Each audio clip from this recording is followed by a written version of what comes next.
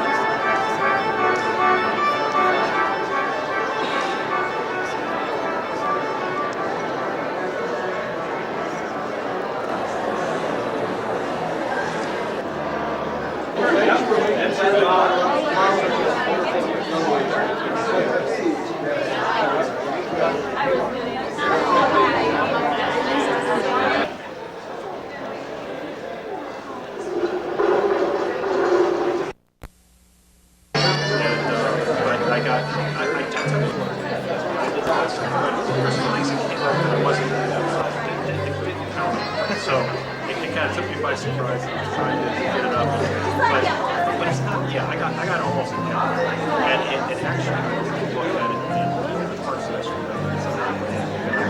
So I just wanted to have a glimpse of it. Have it so bad. yeah, no. See what got.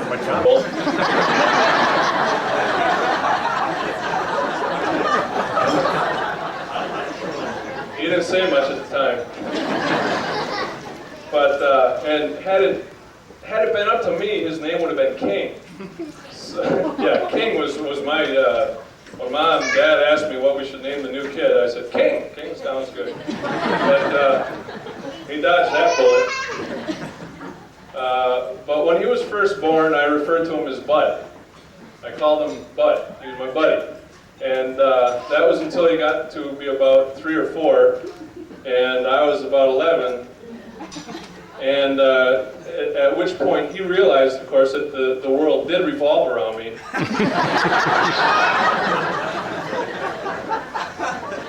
And I would just have, at that point, it would have been better off if it hadn't, in my opinion. But since then, well, actually, around that time is, I think, when I developed the whole concept of tickle torture lessons, which I never hit him. I never hit him. I would just pin him down, hold his hands above his head, and tickle him with the other hand. And he grew to hate those. But as we grew older, he kept, pestering me and following me around and all this. And one time I found out something kind of interesting about him, in that he was trying to copy how I wrote, because he thought it was cool how I wrote. And at that point, it kind of hit me. I was like, well, this is pretty wild. My little brother is trying to emulate how I write. And I realized that I'd better change the way I treated him, and show him a little more respect. And I'm really glad I did. he certainly is one of my closest friends. He's a super guy. I'll tell you what, he's been there for me, everything I could ask for. I've gone through some tough times and done some tough things, and he's always been right there. And even when, at the midst of my first job, when I was really hating life, during my first job, he didn't give up on me. You know, he was always willing to listen to me, even though I would gripe and complain about it. And for those of you at the rehearsal dinner last night, you already know that I changed jobs. Some of you know what I do, some of you don't, and that's fine.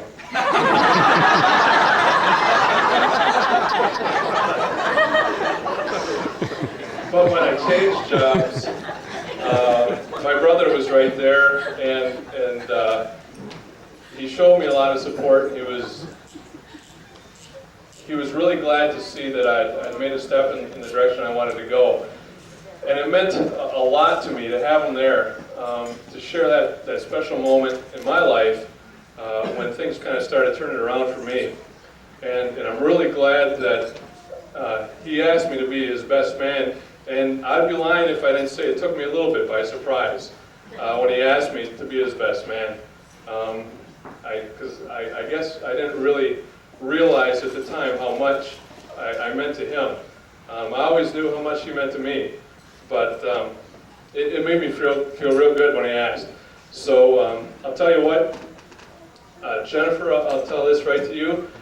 You are getting probably the best man on the face of the earth, apart from me.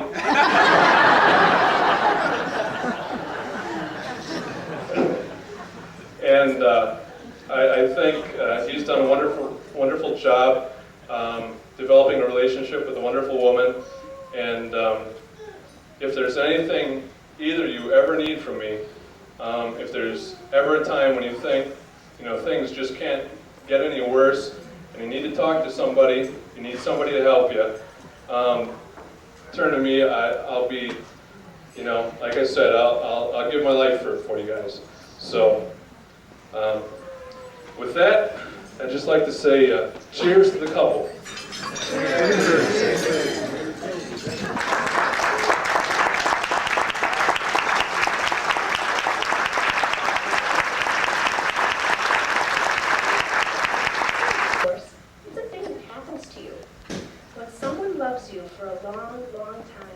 Not just to play with, but really loves you. Then you become real. Does it hurt? Asked the rabbit. Sometimes, said the horse, for he was always truthful. When you are real, though, you don't mind being hurt. Does it happen all at once, like being wound up, he said, or bit by bit? Well, it doesn't happen all at once, said the horse. You become. It takes a long time. That's why it doesn't often happen to people who break easily or have sharp edges. Today, your journey together to become real. And I'm sure throughout this journey you will learn lots about yourselves and about each other. But don't expect to become real right away. It doesn't happen all at once. It happens bit by bit, because this is a lifelong journey that you'll take together. And it might hurt a little, as the rabbit said, but as the horse replied, when you're becoming real, it doesn't matter if you're hurt sometimes. Eventually, you'll know you've become real. When your hair starts to get a little loved off, you get a little loose on the joints. Your eyes might become a little droopy, and don't worry, but you might become a little shabby. But remember that it doesn't matter. These things don't matter, because once you become real, you can't be ugly to anyone, unless they just don't understand. So, to my dearest roomie, and her new lifelong roomie, here's to your new journey together to become real. Later and have those pictures developed. The other thing, as far as the whole, getting the bride and groom to kiss thing, this, and to a little lake up in the UP. Yeah, he knows what's coming. Well, my mom always sends us off in style, and she sent us off with a bag full of gummy worms, which incidentally happen to look just like rubber worms. So we broke these out one night, and we're eating them, and they're tasty little gummy worms. and we had been commenting on how similar they were to the rubber worms. When I picked one up, and I held it up and I said, look at how real this looks.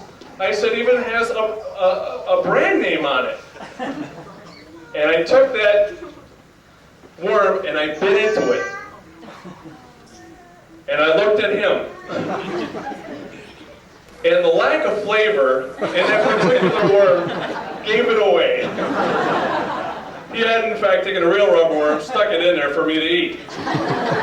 So he about got thrown into the lake that night. But it's all right, guys, stand up and kiss.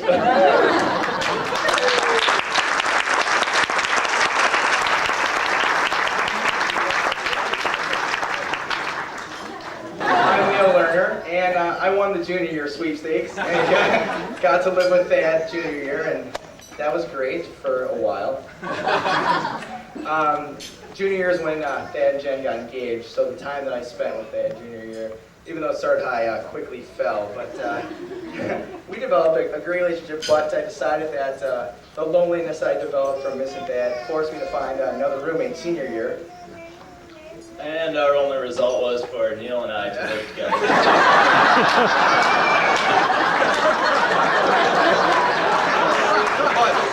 But the thing is, we've learned, having spent so much time with Thad, the thing that we've learned about Thad is, as everyone knows, is he's the greatest guy in the world. He's one of our best friends in the world, and we just love him so much. I think he's the greatest guy around.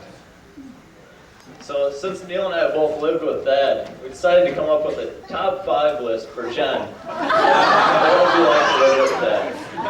All right, the number 5 thing that Jen has to look forward to in living with Thad is Sunday afternoon football. No, we're not talking Sunday afternoon football. We're talking Sunday afternoon Packer football.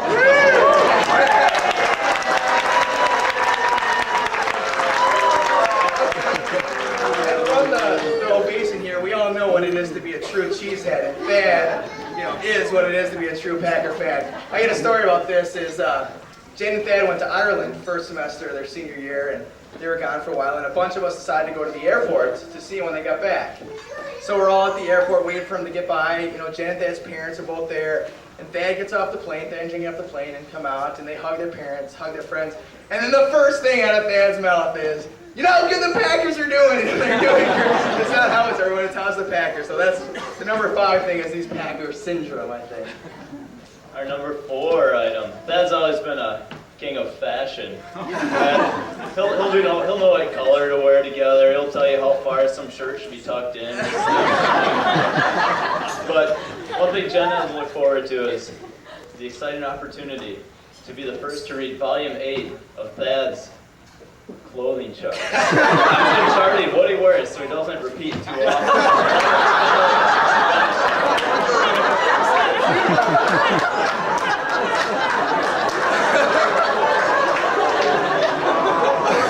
Alright, number 3.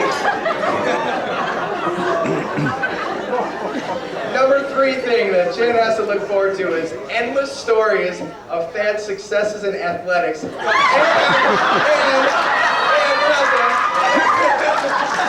And the successes that he could have had. For example here, just yesterday, day before his wedding, Dad's at my house. He's sitting in the backyard, he was telling me about the story about being in the backyard at Jen's house, and there was a bunch of apples in the backyard. And he could pick these apples up, throw it across the whole backyard, and nail a tree right in the middle. So Dad's thing is, I'm a baseball player, and he claims that he could strike me out. It might take a little bit to warm his arm up, but Dad could strike me out with that pinpoint accuracy. Our number 2 item is Jen can look forward to the occasional overreaction.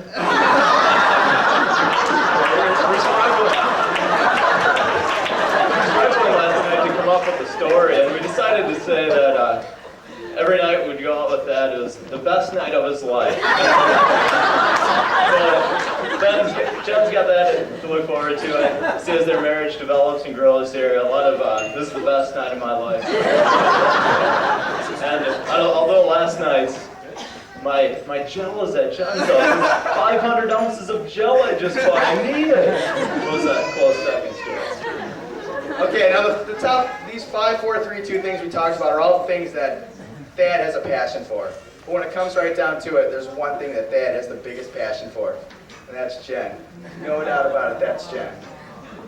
It's been great over the last 4 years, or 3 years, I guess, to watch this relationship develop, and we just wish you the best of luck and offer our congratulations on your marriage.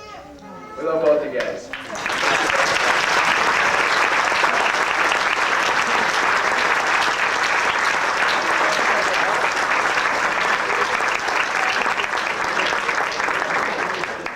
Before we give the grace, and that is to my blushing bride to my left.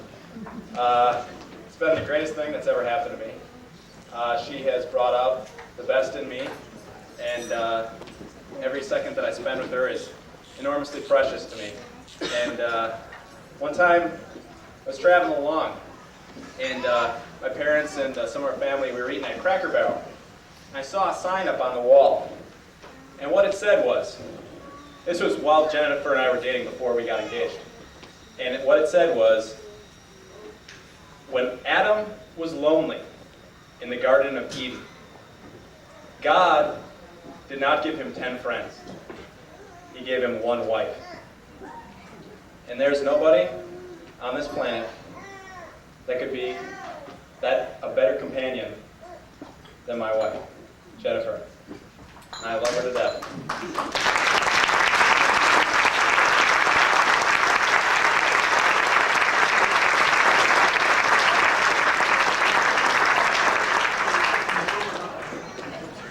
They gotta hold that pistol and stop slapping at the water.